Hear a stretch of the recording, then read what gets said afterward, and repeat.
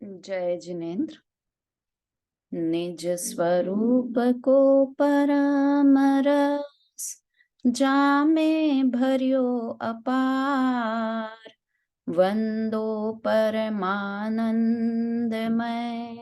समय सार अविकार। कुंद कुंद मुनि चंद्रवर अमृत चंद्र मुनि।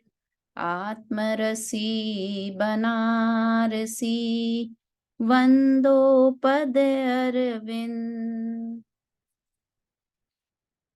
पंडित बनारसी दास जी कृत नाटक समय सार ग्रंथ के सर्व विशुद्ध द्वार अधिकार पर हम चर्चा कर रहे हैं। और वाकई ऐसा प्रकरण चल रहा है कि कल मैं पूरा दिन यही विचार करती रही।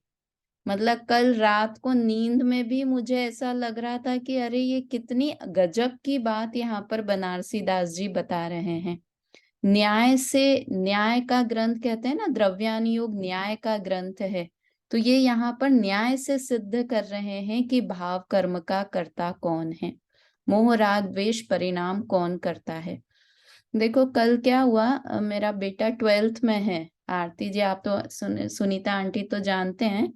तो वो उसने कल एक ऐसे लिख रहा था इंग्लिश में, उनका कोई प्रोजेक्ट था, 12th में है तो उसका टॉपिक था टेक्नोलॉजी वर्ल्ड, उसके ऊपर लिखना था। तो उसने लिखा, इतना अच्छा ऐसे लिखा कि मुझे देख के लगा अरे वाह क्या लिखा है इसने। तो उसमें उसने लिखा कि इंटरनेट से या टेक्नोलॉजी से होने वाले क्या क्या नुकसान हैं। तो उसमें एक लिखा उसने कि एडिक्शन हो जाता है, टेक्नोलॉजी का एडिक्शन हो जाता है। और वो एडिक्शन ऐसा है कि सिगरेट का, अल्कोहल के एडिक्शन से भी ज्यादा बुरा एडिक्शन है। उसमें बच्चे पढ़ाई में समय नहीं देते हैं, पूरा टाइम इंटरनेट पे रहते हैं, सोशल लाइफ खत्म हो जाती है। खाना खाते समय भी वो चालू करते हैं, बाथरूम जाएंगे तो भी लेके जाएंगे। इतना अच्छा उसने लिखा। मैंने कहा यार ग्रंथ तुमने तो बहुत अच्छा लिखा है, ये किसमें से देख के लिखा? बोले नहीं मैंने खुद ने लिखा। मैंने कहा वेरी गुड।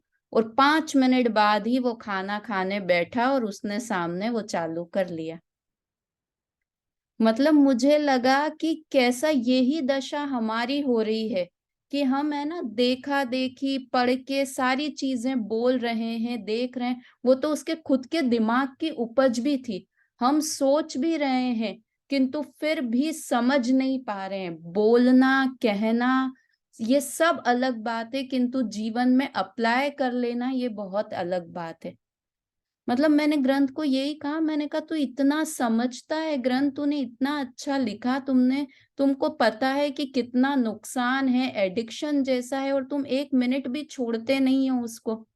मतलब 12th में मैं पीछे पड़ी रहती हूँ, हटाओ रखो मोबाइल, रखो पढ़ाई करो ये वो, और इतना अच्छा लिख दिया। हम क्या कर रहे हैं, ये इतने दिन से हम पढ़ भी रहे हैं, याद करके, अभी कुछ याद करने को दे दूं तो हम याद भी कर लेंगे, किंतु अप्लाई करना, उसे अनुभूति में लेना, उसे अप्लाई करना ये बहुत कठिन काम है। और जिस दिन हमने ये कर लिया ना, उस दिन समझो कि हमने समयसार ग्रंथ पढ़ा है। तो कब तक पढ़ना है समयसार ग्रंथ? गुरुदेव कांजी स्वामी ने 19 बार सभा में पढ़ाया और अनेकों बार खुद पढ़ा। मतलब मुझे इतनी महिमा आती है लिटरली इस ग्रंथ की कि मैं कल कह रही हूँ ना, मेरे पूरा दिन यही विचार करती रही कि कभी तो हम पढ़ते हैं कि ये भाव कर्म मोह राग द्वेष के परिणाम पुद्गल के हैं, अब यहाँ कहना सिद्ध कर रहे हैं कि ये तो जीव के हैं। तो ये कैसा अजीब सी बातें हैं, कैसी चीजें हैं। तो वाकई जितना पढ़ती जा रही हूँ ना, और इसमें से कुछ नई बात निकलती जा रही है। तो मैं समझाने की पूरी कोशिश कर रही हूँ, आप समझने की पूरी कोशिश करो। और वाकई ये चीजें ऐसी है कि हमें सम्यक दर्शन प्राप्ति में बहुत इम्पोर्टेंट चीजें हैं। सम्यक दर्शन प्राप्ति हमारी इन चीजों को पढ़ने से सरल हो जाएगी, है ना। पढ़ने से नहीं, उसके बाद जीवन में उतारेंगे उससे होगी, है ना। अभिप्राय में लाएंगे, मान्यता में उस चीज को लाएंगे, तब की बात है। चलिए अपन शुरू करते हैं, मैं स्क्रीन शेयर करती हूँ। कल हमारा क्या प्रकरण चल रहा था कि भाव कर्म का कर्ता कौन है। प्रश्न उपस्थित किया था शिष्य ने और उसका समाधान भी। पहले प्रश्न पढ़ते हैं, प्रश्न पर चर्चा करते हैं, फिर उत्तर भी पढ़ते हैं, है ना। इस विषय में शिष्य का प्रश्न। शिष्य कहे प्रभु तुम कयो दुविधि कर्म सर्व कर्म पुद्गल भाव कर्म चिद करता गर्वित कर्म को जीवन होई त्रिकाल। अब यह भावित कर्म तुम कौन कहो कौन की करता या को कौन है करे फल भोग के पुद्गल के आत्मा के दोहों को समझो। वास्तव में प्रश्न तो ये 20 नंबर वाले दोहे में पूछा है। ऊपर तो जो उसने बात समझी वो बात बताई है शिष्य ने। तो प्रश्न क्या किया है कि ये जो भाव कर्म होते हैं इनका कर्ता और भोक्ता कौन है। दोनों चीजें, ये 20 नंबर की पहली लाइन है ना, कर्ता या को कौन है, कौन करे फल भोग, है ना। तो भाव कर या को मतलब भाव कर्म की बात यहाँ पर चल रही है। तो वो प्रश्न पूछ रहा है शिष्य कि भाव कर्म का कर्ता कौन है और फल को भोगने वाला कौन है।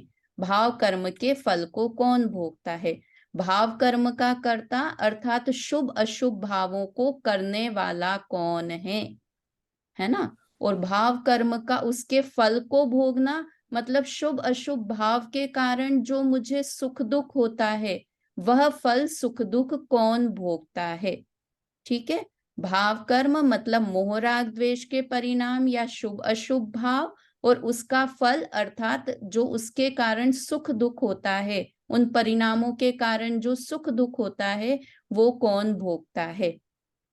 तीनों उसने 3 ऑप्शंस भी दे दिए करोड़पति के जैसे, कौन बनेगा करोड़पति जैसे। 3 ऑप्शंस उसने गुरु के पास रखे कि आप बताएं कि इन तीनों में से कौन करता है।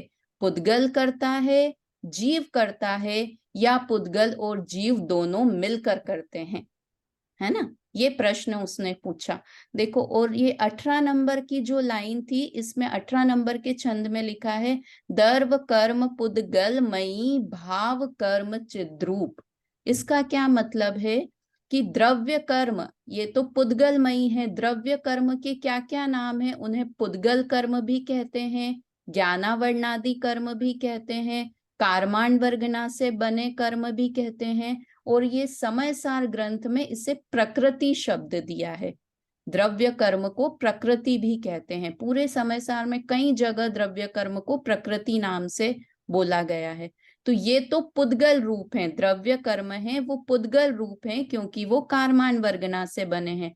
और भाव कर्म चिद्रूप, भाव कर्म मतलब मोह राग द्वेष के परिणाम, राग द्वेष के शुभ अशुभ परिणाम, ये चिद्रूप हैं अर्थात ये चेतन हैं। इस बात पे आपको प्रश्न होना चाहिए था, मुझे हुआ था प्रश्न, ये कल दिमाग में चल रहा था कि यहाँ लिखा भाव कर्म, भाव कर्म मतलब कल अपन दिन भर बात कर रहे थे ना, भाव कर्म मतलब को क्रोध का परिणाम, तो क्रोध का परिणाम चिद्रूप है मतलब चेतन है ना। इसके पहले ध्यान हो तो जब हम पहले क्लास में बात कर रहे थे तनरिका जी, तब हम ये बात करते थे कि क्रोध तो जड़ है, क्रोध खुद को भी नहीं जानता है, दूसरे को भी नहीं जानता है ना। अभी तक हमने ये बात मैंने कई बार क्लास में कही है कि क्रोध जड़ है। क्यों? क्योंकि वो खुद को भी नहीं जानता है। जब हमें गुस्सा आता है तब हम उस गुस्से को ज्ञान करते हैं, तो ज्ञान अलग है, क्रोध अलग है। ये बात बहुत बार अपन ने कही है ना। तो यही प्रश्न गुरुदेव से भी पूछा। देखिए मैं इसका उत्तर निकाला है, कल मैं स्क्रीन शेयर करूंगी, अभी तो पढ़ के बताती हूं मैं कि विकारी परिणामों को कई जगह अचेतन जड़ भी कहा है। विकारी परिणामों को मतलब क्रोध के परिणाम को कई जगह पर जड़ अचेतन भी कहा है। और यहाँ पर क्या लिख रहे हैं, भाव कर्म चिद्रूप, यहाँ पर भाव कर्मों को चेतन लिख रहे हैं। तो इन दोनों का क्या कारण है? दोनों विवक्षा भेद क्यों है? कभी आप कह रहे हो जड़ है और यहाँ पर लिख रहे हैं कि क्रोध चेतन परिणाम है, और कभी बताते हैं कि क्रोध जड़ है। तो ऐसा दो भेद क्यों है? समझ में आया सुनीता आंटी? क्या प्रश्न गुरुदेव के सामने किया उसका उत्तर बता रही हूँ मैं, यहीं से पढ़ के बता रही हूँ, कल स्क्रीन शेयर करके अपन खुद भी पढ़ेंगे इसको। हाँ कहा है, किंतु वहां दूसरी अपेक्षा से कथन है। कहां पर? कि जहां पर पुद्गल को, जहां पर क्रोध को जड़ कहा है, पुद्गल का कहा है, वहां क्या अपेक्षा है? कि वहां अचेतन प्रकृति के लक्ष्य से होने के कारण विकारी भावों को अचेतन कहा है। कि और वे विकारी भाव जीव के स्वभाव नहीं है, इसलिए उन्हें अचेतन कहकर वहां से लक्ष्य हटाया है। अज्ञानी जीव विकार को अपना स्वभाव मानता है ना, इसलिए उससे कहते हैं कि विकारी परिणाम जड़ हैं, वे आत्मा का स्वभाव कैसे हो सकते हैं, है ना। तो जो वहां पर क्रोध को जड़ कहा, वो किस लिए कहा? कि तुम उसे अपना स्वभाव नहीं मानने लग जाओ कि ये जड़ तो मेरा, ये क्रोध करना तो मेरा स्वभाव है, तुम ऐसा नहीं मानने लग जाओ। इसलिए क्या कह दिया वहां पर? कि क्रोध तो पुद्गल का ही है। और यहाँ पर कह रहे हैं कि भाव कर्म चिद्रूप है, भाव कर्म चेतन का है, जीव है, चेतन है क्रोध का परिणाम। समझ में आई दोनों विवक्षा? देखो हम बच्चों को डांटते हैं तो दोनों तरह से डांटते हैं। कभी कहते हैं तू राजा बेटा है, और कभी कहते हैं तू बिल्कुल दुष्ट है। सब मम्मियों ने डांटा है, अपन ने भी ऐसे ही डांट खाई है, और डांटते भी हैं ऐसे ही। कभी तो राजा बेटा कहते हैं, कभी कहते हैं बिल्कुल दुष्ट है, तो कुछ समझता नहीं है, मूर्ख है। तो दोनों तरफ क्या होता है? अपेक्षा अलग अलग होती है।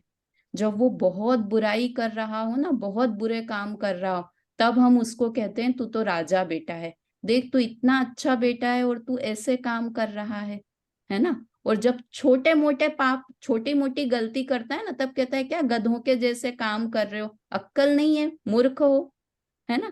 कितना हमारा नजरिया बदल जाता है समझाने के लिए। तो अब बताओ कि एक दिन तो आपने बेटे को राजा बेटा कह दिया और एक दिन कह दिया मूर्ख। अब आप तो एक चीज बताओ कि वो राजा बेटा है या मूर्ख है। बोल सकते हैं एक उसको कि नहीं भाई, जहां जैसा समझाना हो, जिस जिस समय जैसा समझाना हो वैसा ही समझाते हैं। तो यहाँ पर भाव कर्म को जीव का किस लिए कह रहे हैं?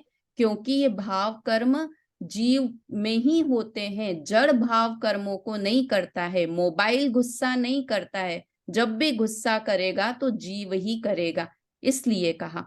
और वहां पर जो ये गुरुदेव से प्रश्न किया कि कई जगह पर इसे जड़ कहते हैं, तो वो किस लिए कहते हैं? कि तुम उसे अपना स्वभाव नहीं मानने लग जाओ कि ये क्रोध करना तो मेरा स्वभाव है, क्योंकि ये मेरे ही अंदर होता है। तो उसे अपना स्वभाव नहीं मानने लग जाओ, इसलिए उसे जड़ का कह देते हैं।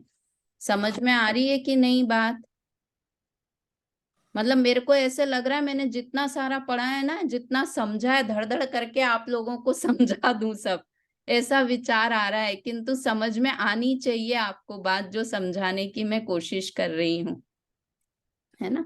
तो ये तो प्रश्न हुआ, अब हम इसका उत्तर पढ़ते हैं। ये दो, ये भाव कर्म चिद्रूप मुझे एक बताना था, और एक ये प्रश्न के लिए। एक बार में बिल्कुल सटीक प्रश्न कौन बता सकता है? क्या प्रश्न है बेला भाभी, बताएं, जिसका उत्तर हमें पढ़ना है।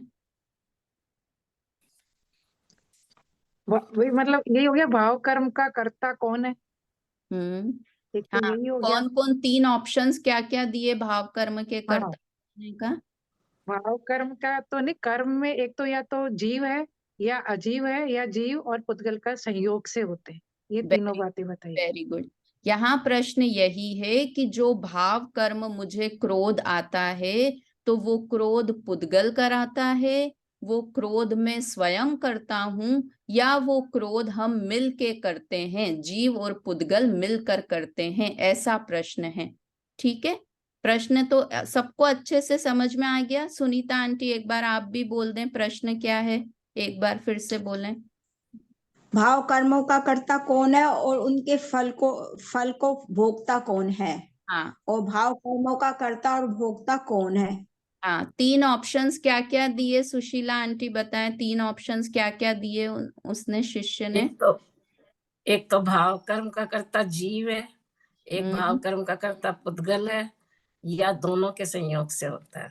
वेरी गुड, समझ में आ गया, शैली समझ में आ रहा है, बीना आंटी समझ में आ रहा है ना, कि भाव कर्म क्रोध किसके कारण होता है, कौन करता है भाव कर्म, क्रोध कौन करता है, पुद्गल करता है, जीव करता है, या जीव और पुद्गल दोनों मिलकर करते हैं।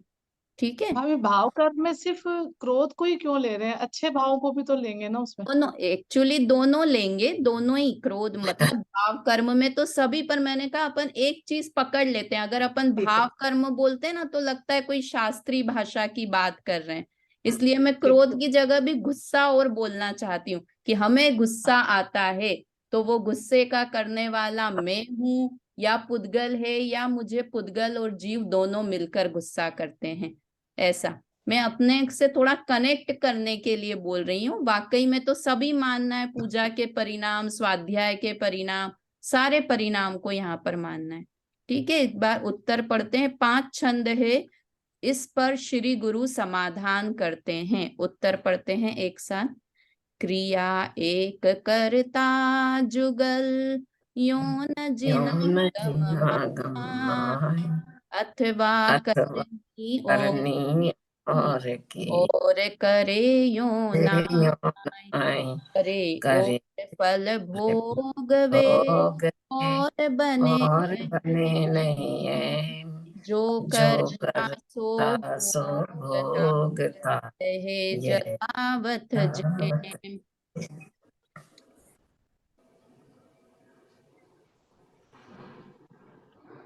भाव कर्म कर्तव्यता स्वयं सिद्ध नहीं, सिद्ध नहीं होय, जो जो जग जग की करनी करे, करनी करे, जग जगवासी जिय जिय सो, सोय, जिय जिय करता जिय करता जिय भोगता, भोगता। भाव कर्म भाव जिय कर्म जिय चारा, चार, उद्गल उद्गल करे न करे न भोगवे, भोग। दुविधा दुविधा मिथ्या मिथ्या जाल, ताते भावित कर्म को को करे करे मिथ्या, जाति जीव, सुख दुख सुख दुख आपद आपद संपदा, संपदा, गुंजे सहज सती, है ना। देखिए अब इसमें उत्तर तो ये 24 वाले में दिया है कि एग्जैक्टली कौन करता है, ये 25 वाले छंद में दिया है उत्तर तो, किंतु उसके पहले के 2-3 छंद भी देखते हैं उसमें क्या बात कही है। इसमें थोड़े लॉजिक बताए हैं कि पहला, कल हम सीधे अब इसके जगह जो हमने प्रश्न किया है उसी का उत्तर पढ़ते हैं। पहला ऑप्शन उसने दिया था कि क्या पुद्गल भाव कर्म को करता है, तो उसका उत्तर दिया कि नहीं, पुद्गल भाव कर्म को नहीं करता है। क्यों नहीं करता है का लॉजिक ये है कि अभी हमने ऊपर पढ़ा था ना कि भाव कर्म चेतन के परिणाम हैं, जीव के परिणाम हैं, और जीव के परिणाम पुद्गल करे ऐसा कभी नहीं हो सकता, है ना। जीव के परिणाम है, इसलिए उसे पुद्गल करे ऐसा कभी भी नहीं हो सकता, इसलिए भाव कर्म का कर्ता नहीं है। दूसरा ऑप्शन था कि दोनों मिल लेते हैं, जीव और पुद्गल दोनों मिलकर भाव कर्म करते हैं, ऐसा भी नहीं होता। क्यों नहीं होता? क्रिया को करने वाले दो नहीं होते, एक क्रिया के कर्ता दो नहीं होते हैं, इसलिए पुद्गल और जीव मिलकर क्रोध करते हैं ऐसा भी नहीं होता। अब पुद्गल और जीव मिलकर क्रोध करते हैं, इसका क्या मतलब हुआ कि जब हम ऐसा मानते हैं कि मुझे गुस्सा आया, तो हम क्या मानते हैं कि दो कारण से गुस्सा आया, कि एक तो पूर्व कर्म का उदय था, चारित्र मोहनी कर्म का उदय आया, प्लस मुझे अज्ञान भाव हुआ, तो दोनों ने मिलकर क्रोध का परिणाम किया। क्या कहा शैली, क्या कह रही हूं? दो चीजें मिली तब मुझे गुस्सा आया। मुझे पूजा का परिणाम कब आया कि मेरे पूर्व कर्म का उदय था, अति पुण्य उदय मम आया, इसलिए एक तो मेरे पूर्व कर्म का उदय, मुझे भगवान के दर्शन का विकल्प आया, प्लस मैंने उस समय मेहनत भी की, मैंने अपना परिणाम भी किया, इसलिए मैं भगवान के दर्शन करने पहुंच गया। तो दोनों चीजें, इसका मतलब जड़ जो पूर्व कर्म का उदय अपन मान रहे हैं ना, उसे समझना पुद्गल। तो पुद्गल और जीव दोनों ने मिलकर परिणाम किया, भाव कर्म किए। तो उसका उत्तर कह रहे हैं ऐसा भी नहीं है। देखो यहाँ सुशीला आंटी निमित्त विमित्त सबको गौण कर दिया कि निमित्त तो है द्रव्य कर्म का उदय, निमित्त तो है, तो यहाँ सब उड़ा दिया, कुछ निमित्त विमित्त पे ध्यान मत दो, हम तो उपादान कारण देख रहे हैं, निमित्त विमित्त छोड़ो सारी चीजें, है ना।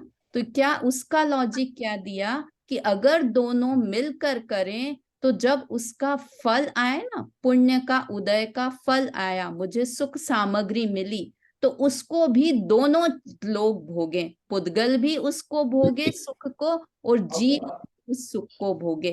किंतु ऐसा होता नहीं है, पुद्गल तो सुख दुख भोगता नहीं है, जीव ही सुख भोगता है। इससे क्या हुआ, जीव ने ही भाव कर्म किए, जरूर था, प्रेजेंट भाभी रहता है। करवा दी थी ना, म्यूट कर, आपको आवाज आ रही है पीछे से, मम्मी म्यूट कर, आपकी आवाज आ रही है। हाँ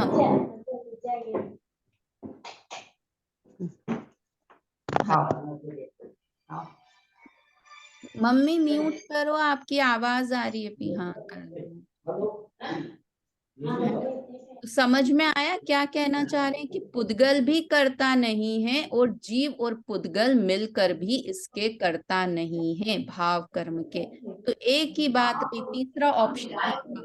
यहाँ पर उन्होंने बनारसी दास जी ने एक और ऑप्शन भी खड़ा कर दिया, उन्होंने उत्तर में एक और ऑप्शन भी लिखा कि देखो भाव कर्म कर्तव्यता स्वयं सिद्ध नहीं हुए, अपने आप हो गया, जीव ने भी नहीं किया, पुद्गल ने भी नहीं किया, अपने आप हो गया भाव कर्म, ऐसा भी नहीं है। स्वयं सिद्ध शब्द डाला ना कि अपने आप भाव कर्म हो गए, ऐसा भी नहीं है, क्योंकि कार्य हुआ है तो उसका कर्ता अवश्य कोई है। कार्य होता है तो बिना कर्ता के कार्य नहीं होता है, यह गेस्ट चले गए तो मैं तुरंत आ जाऊंगा, और नहीं तो आप दोनों चले जाओ। हरे राम। बहुत डिस्टर्ब हो रहा है, बहुत डिस्टर्ब हो रहा है। मम्मी सुन रही है, मैं फोन करती हूँ, बोलती हूँ कि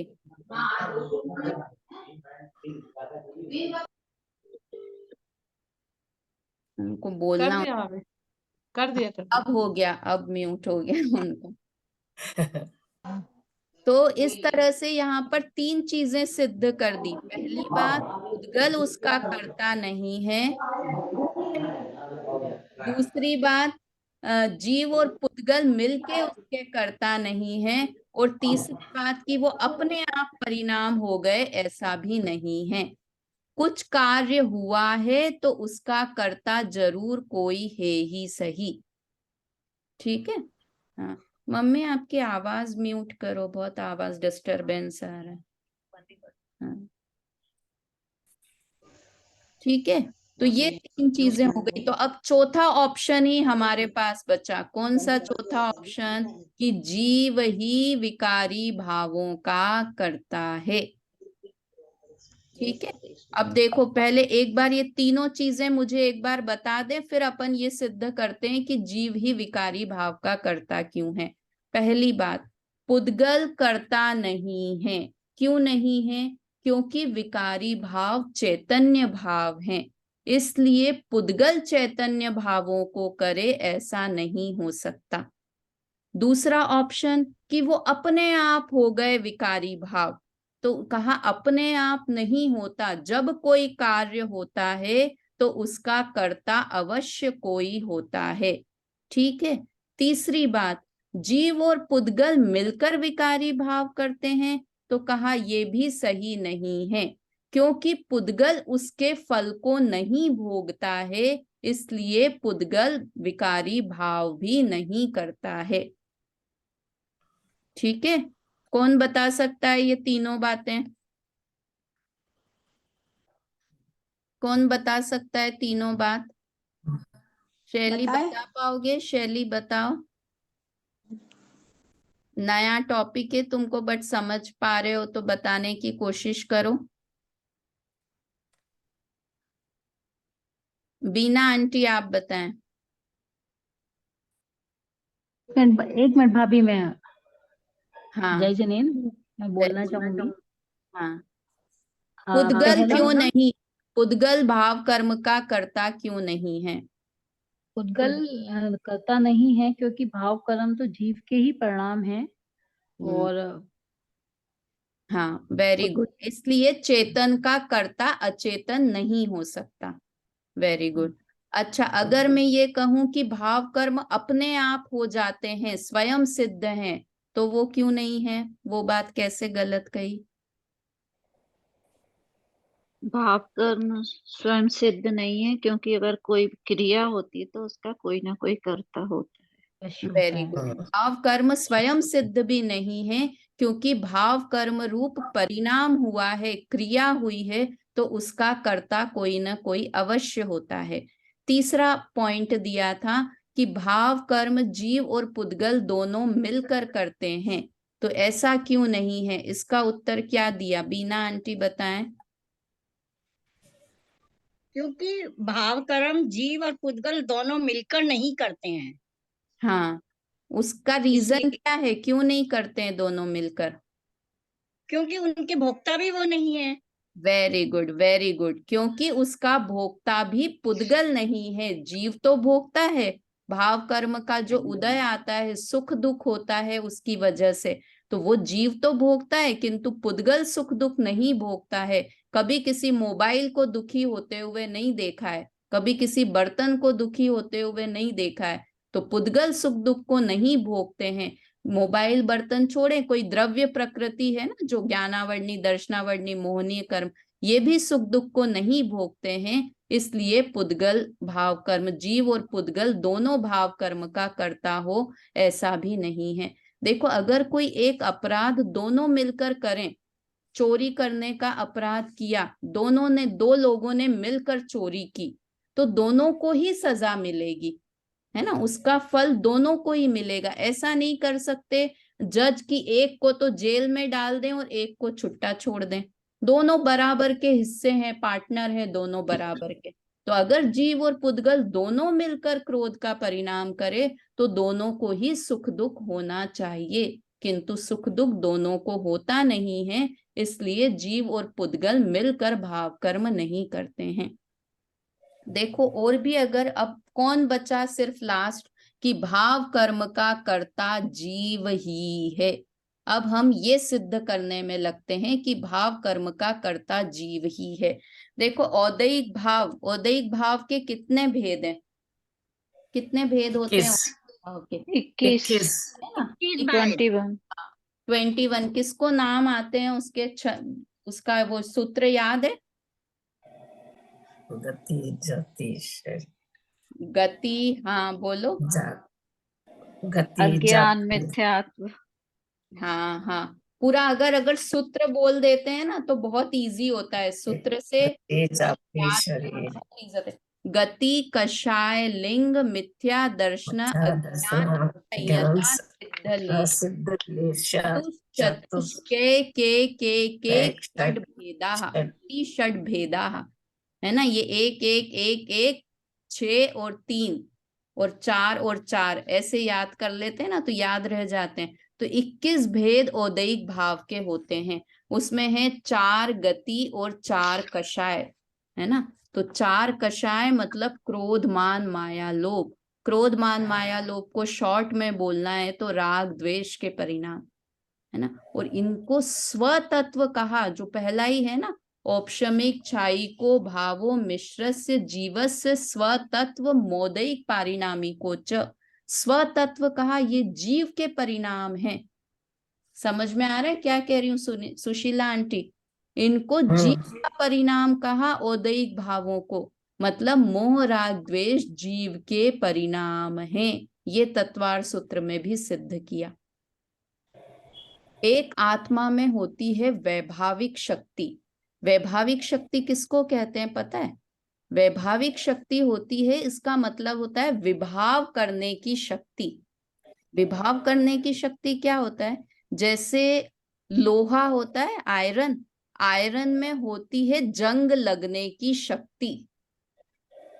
जंग लगने की शक्ति होना ये लोहे की वैभाविक शक्ति है ना?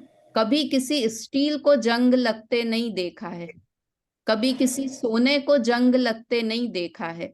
तो विभाव करने की भी एक शक्ति होती है, पावर होती है विभाव करने की भी। तो वो पुद्गल में, उसमें लोहे में पावर है कि जब वो पानी का संयोग करेगा तो उसमें जंग लग जाएगी। ऐसे ही जीव में ये शक्ति है कि वो पुद्गल का संयोग करेगा तो वो राग द्वेष कर सकता है। ऐसी जीव में शक्ति है और उस शक्ति का नाम है वैभाविक शक्ति। पुद्गल में ये पावर वावर नहीं है ये वाली कि राग द्वेष, तो खुश हो जाएं अब हम बहुत कि लो हम में तो पावर है कि हम राग द्वेष कर सकते हैं। कि भाई खुश वुश नहीं, गंदी चीजों के लिए कौन खुश होता है? शक्ति तो है लोहे में, किंतु फिर भी लोहे को पानी से बचा बचा के रखते हैं, उसके ऊपर पेंट कर देते हैं ताकि इसमें लोहे में जंग नहीं लग जाए, है ना? देखो बड़े बड़े जब कोई इंडस्ट्रीज होती है ना, बड़ी बड़ी लोहे की मशीनें जहां लगती हैं बड़ी बड़ी, वो लोग लोहा खरीदते हैं तो पहले लोहे को टेस्ट करते हैं। कैसे टेस्ट करते हैं? कि वो लोहा खरीदते हैं और उसे खरीद के 2 महीने 4 महीने के लिए पानी में डाल देते हैं और फिर निकालते हैं। अगर उसमें जंग लग गया तो उन्हें लगता है अरे ये परफेक्ट लोहा है हमारी मशीन बनाने के लिए, है ना? वैभाविक शक्ति से उस लोहे की परीक्षा करते हैं। अच्छी बात नहीं है जंग लगना, किंतु फिर भी सही और गलत की पहचान करने के लिए लोहे की ऐसे परीक्षा की जाती है। तो वैसे ही मोह राग द्वेष के परिणाम होना ये अच्छी बात नहीं है, किंतु अगर हमें जीव की पहचान करनी है, जो कई ग्रंथों में बताते हैं ना, रागी जीव, मोही जीव, क्रोधी जीव, ये वचन आते हैं, तो ये किस लिए आते हैं? कि आपको जीव की पहचान कराते हैं कि देखो जो गुस्सा करता है ना वो जीव है, जो राग द्वेष के परिणाम करता है ना वो जीव है, जो पूजा के परिणाम, देखो तुम्हें पूजा के परिणाम हुए ना, इसका मतलब है तुम जीव हो। देखो तुम्हें बच्चों को थप्पड़ लगाने का परिणाम हुआ ना, इसका मतलब है तुम जीव हो। समझ में आया? तो वैभाविक शक्ति से जीव की पहचान होती है। तो इसलिए ये वैभाविक शक्ति जीव की बताई, औदैहिक भाव जीव के होते हैं। तो इन सब चीजों से ये सिद्ध होता है कि भाव कर्म का कर्ता जीव ही है, क्योंकि जैसे पहले जीव का बताते हैं ना, फर्स्ट में कि जीव किसे कहते हैं? जिसको सुख दुख का अनुभव हो, उसे जीव कहते हैं। सुख दुख का अनुभव होता है, ये तो भोक्ता के लिए बात हुई है ना। इसका मतलब है भोगता है, जो मोह राग द्वेष के परिणाम होते हैं उसके कारण सुख दुख होता है। ये आगे के छंद में अभी आएगा कि सुख दुख भी जीव ही भोगता है, इसलिए मोह राग द्वेष का कर्ता भी जीव ही है। चलिए अब एक बार अपन लास्ट में बस ये छंद को देख लेते हैं, मेरे ख्याल से समझाने की। कल फिर भी अपन गुरुदेव की थोड़ी सी चीजें पढ़ेंगे ताकि और हमको लगे कि हम सही बात ही पढ़ रहे हैं, है ना। देखो यहाँ पर 22 नंबर तक का छंद का कल अर्थ कर दिया था, 23, 24, 25 का करते हैं और इसका अर्थ पढ़ते हैं। भाव कर्म कर्तव्यता स्वयं सिद्ध नहीं होए, जो जग की करनी करे जगवासी जिय सोई। कि भाव कर्म कर होता है वो स्वयं सिद्ध नहीं है, अपने आप नहीं होता है, और जो जगत की करनी करता है, संसार के सारे परिणाम करता है, उसे संसारी जीव कहते हैं। जिय करता जिय भोगता भाव कर्म जिय चाल, इसलिए जीव ही भाव कर्म का करता है। जीव मतलब जीव, जो यार है ना, जीय करता जीय भोगता, जीव ही करता है जीव ही भोगता है। ये भाव कर्म जीव की ही चाल है, जीव के ही परिणाम है। पुद्गल करे न भोग वे दुविधा मिथ्या जाल। न तो इन भाव कर्मों को पुद्गल करता है, न भाव कर्म के फल को पुद्गल भोगता है, और दुविधा मिथ्या जाल कि दोनों मिलकर, जीव और पुद्गल दोनों मिलकर भाव कर्म करते हैं, ये भी मिथ्यात्व भाव है, ये भी हमारी गलत मान्यता है। ताते भावित कर्म को करे मिथ्यात्वी जीव, इसलिए भाव कर्म का कर्ता मिथ्या दृष्टि जीव है। लो, अब ये मिथ्या दृष्टि जीव कहाँ से शब्द आ गया? अभी तक तो हम जीव करता है कह रहे थे, अब यहाँ पर आ गया मिथ्या दृष्टि जीव भाव कर्म को करता है। तो इसकी चर्चा कल करेंगे कि सम्यक दृष्टि जीव क्यों नहीं करता है, मिथ्या दृष्टि जीव क्यों मोह राग द्वेष के परिणाम का करता है। सुख दुख आपद संपदा भूंजे सहज सदीव। वैसे तो इस लाइन में ही उत्तर दे दिया कि मिथ्या दृष्टि जीव भाव कर्म को करता है, क्योंकि जो भाव कर्म के कारण जो उसका फल आता है, सुख दुख आना, आपत्ति आना, संपदा आना, वो सबको भी मिथ्या दृष्टि जीव ही भोगता है, उसके फल को मिथ्या दृष्टि जीव ही भोगता है। इसलिए भाव कर्म का कर्ता कौन है? एक लाइन में उत्तर दीजिए, कौन है बीना आंटी भाव कर्म का? मिथ्या दृष्टि जीव। मिथ्या दृष्टि जीव। मिथ्या दृष्टि जीव है, मिथ्या दृष्टि जीव। Very good. भाव कर्म का कर्ता मात्र मिथ्या दृष्टि जीव है। ठीक है, इसको कल और सिद्ध करेंगे कि सम्यक दृष्टि जीव क्यों नहीं करता है और मिथ्या दृष्टि जीव भाव कर्म का कर्ता क्यों है। शैली पढ़ो, इसका अर्थ पढ़ो जी। क्रिया एक और कर्ता दो, ऐसा कथन जिनराज के आगम में नहीं है, अथवा किसी की क्रिया कोई करे ऐसा भी नहीं हो सकता। क्रिया कोई करे और फल कोई भोगे ऐसा जैन वैन में नहीं है, क्योंकि जो कर्ता होता है वही वास्तव में भोक्ता होता है। भाव कर्म का उत्पाद अपने आप नहीं होता। जो संसार की क्रिया हलन चलन चतुर्गति भ्रमण आदि करता है, वही संसारी जीव भाव कर्म का करता है। भाव कर्मों का कर्ता जीव है, भाव कर्मों का भोक्ता जीव है। भाव कर्म जीव की विवाह परिणति है, इनका कर्ता भोक्ता पुद्गल नहीं है, और पुद्गल तथा दोनों का मानना मिथ्या जंजाल है। इससे स्पष्ट है कि भाव कर्मों का कर्ता मिथ्यात्वी जीव है, और वही उनके फल सुख दुख का संयोग वियोग को सदा भोगता है ना? ठीक है, समझ में आ गया। अपन ने बहुत अच्छे से डिटेल में पढ़ लिया, और ये बात भी, इसमें भी यही का यही अर्थ लिखा हुआ है। ऊपर के 2-3 छंदों में लॉजिक बताया है कि किस लॉजिक से ऐसी बात कह रहे हैं, और नीचों के छंद में उसका उपसंहार कर दिया है ना, कॉन्क्लूजन निकाल दिया है कि वास्तव में कौन है भाव कर्म का कर्ता, मिथ्या दृष्टि जीव ही है।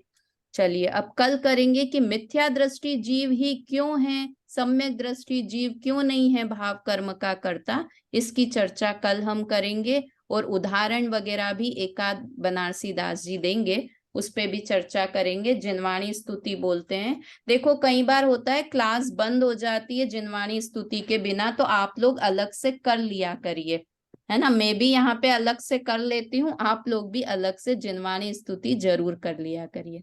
चलिए, जिनवाणी स्तुति बोलते हैं।